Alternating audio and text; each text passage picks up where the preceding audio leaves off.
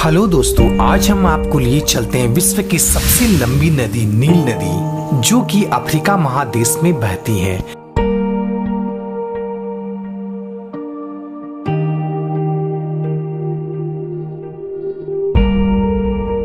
दोस्तों, यह नदी इतना लंबा है, इसका अंदाजा आप इससे लगा सकते हैं कि यह कुल 11 देशों से होकर गुजरती है।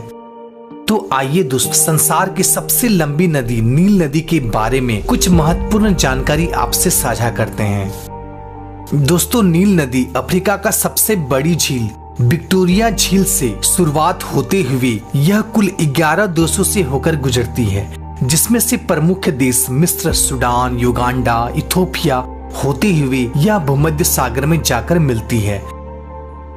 दोस्तों, अगर लंबाई की दृष्टि से देखा जाए तो इस नदी की कुल लंबाई 6650 किलोमीटर है।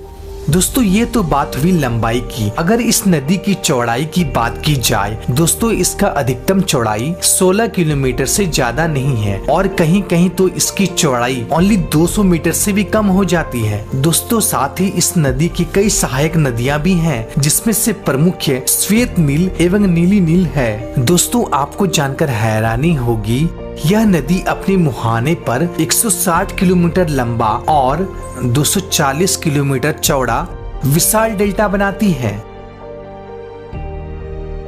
दोस्तों, यह नदी इतना महत्वपूर्ण है, इसका अंदाजा आप इससे लगा सकते हैं कि इतिहास में बड़े बड़े नगरों का उद्यान इसी नदी के किनारे हुआ था, जिसमें से एक महान सभ्यता है मिस्र का सभ्यता। मिस्र का सभ्यता में नील नदी का अहम योगदान। दोस्तों, मिस्र की सभ्यता विश्व की सबसे प्राचीन सभ्यताओं में से एक है। यह सभ्यता नील नदी के किनारे ही फली फूली थी। दोस्तों, इस नदी ने प्राचीन मिस्र सभ्यता को काफी प्रभावित किया है। प्राचीन मिस्र वासी पूर्ण रूप से इस नदी पे ही आश्रित थे। दोस्तों, जैसा कि आप जानते हैं, मिस्र का ज्यादातर हिस्सा रेतीले एवं बंजर भूमि है, लेकिन नील नदी के आसपास की भूमि बहुत उपजाऊ मानी जाती है, जिसके कारण है नील नदी का बाढ़। दोस्तों, हर साल अगस्त के महीने में नील नदी में भीषण बाढ़ आती है, जिसके कारण नदी का जल स्तर काफी बढ़ जाती है। शुरुआती में तो यह बाढ़ यहाँ के लोगों के लिए नुकसानदायक होता है, लेकिन बाढ़ का पानी घटते ही यह बाढ़ वरदान साबित होता है, क्योंकि बाढ़ का पानी घटते ही पूरी मैदान में उपजाऊ काली मिट्टी की परत बैठ जाती है, जिसके बाद फसलों का पैदावार काफी बढ़ जाता है, जिसमें मुख्य फसल गेहूं, पश्तन, कागज के पौधे और भी बहुत सारे मुख्य फसलें यहाँ उत्पादन किया जाता है, जिसके कारण मिस्र वासी नील नदी के इस बाढ़ को नील का तोहफा भी कहा जाता है। दोस्तों, मिस्र वासी का उत्थान में नील नदी का बहुत बड़ा भूमिका था, जिसमें से मुख्य रूप से यातायात, भोजन, घर बनाने के लिए उचित सामग्री एवं मुख्य रूप से कृषि पर पूर्ण रूप से इसी नदी पर ही आश्रित थे। दोस्तों, वर्तमान समय में नील नदी के बाढ़ से बचने के लिए आसमान डैम का निर्माण किया गया है, जिसे 1970 के दशक में बनाया गया था। दोस्तों, यह नदी मिस्र के लोगों के लिए इतना महत्वपूर्ण था, इसका अंदाजा आप इससे लगा सकते हैं कि मिस्र के लोगों ने अपना कैलेंडर भी नील के मौसम के चक्र के हिसाब से ही बनवाया था, जिसमें मिस्र वासी अपने कैलेंडर को 3 हिस्सों में बांटा था।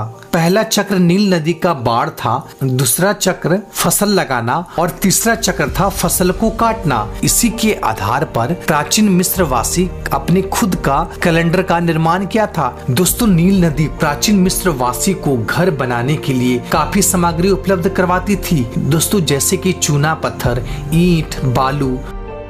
दोस्तों, नील नदी का दक्षिणी भाग भूमध्य रेखा के समीप स्थित है, जहां वर्षा बहुत ही ज्यादा मात्रा में होती है, जिसके कारण से इस क्षेत्र में सावना नामक उष्णकटिबंधीय घास के मैदान पाए जाते हैं।